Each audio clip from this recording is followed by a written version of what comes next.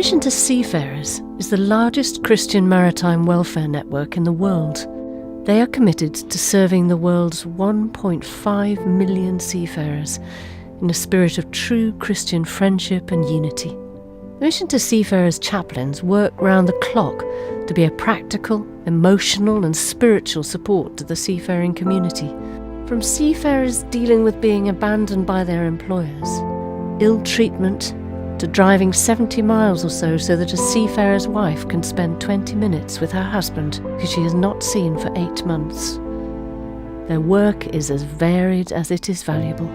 The Mission to Seafarers has worked tirelessly for over 160 years to ensure that seafarers' rights are respected and their basic needs met.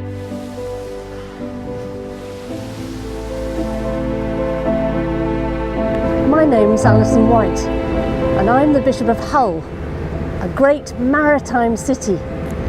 You can see as you look around this busy port all that's going on, and it reminds me of how blessed we are that all the hard work of the seafarers, which brings us over 90% of what we consume, from the coffee I had for breakfast this morning through to the fuel in my car that got me here.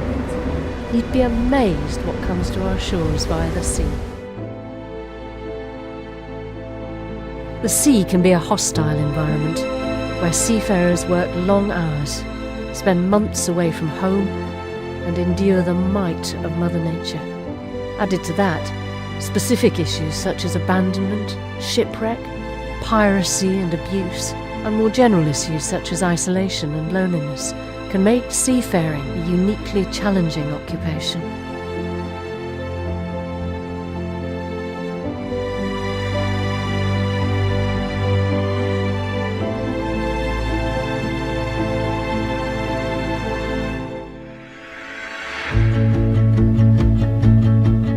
We simply wouldn't have the same standard of life if we didn't have seafarers.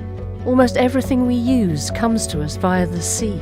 Our food, clothing, fuel, building materials, medicines, technology and cars are transported on container ships and tankers.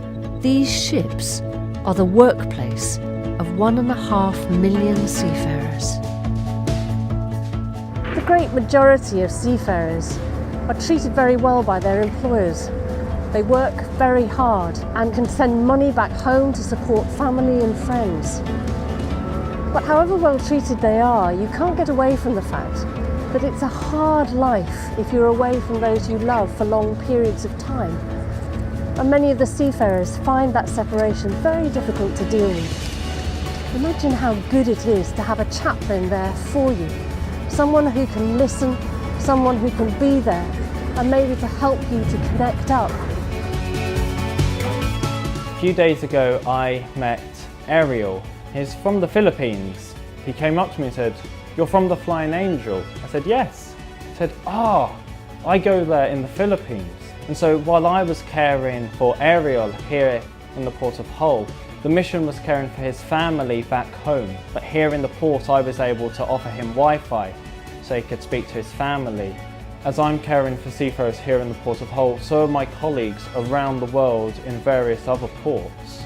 The Mission to Seafarers at our centre in Manila was running Christmas parties for his wife and children to go to and other social events. And by caring for their families, we are caring for seafarers. Unfortunately, there are too many instances where seafarers are not well treated and where the chaplain may be the only person who can offer them support and advice and act as advocate for them.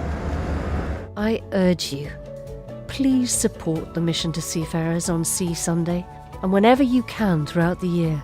Their incredible work is dependent on your generous support. They've only been able to help seafarers for over 160 years because people like you have donated both time and money, and there are lots of ways to help. You could become a volunteer ship visitor, or you could knit hats for seafarers. Your donation will help the Mission to Seafarers continue their vital work. Thank you for your kind and generous support.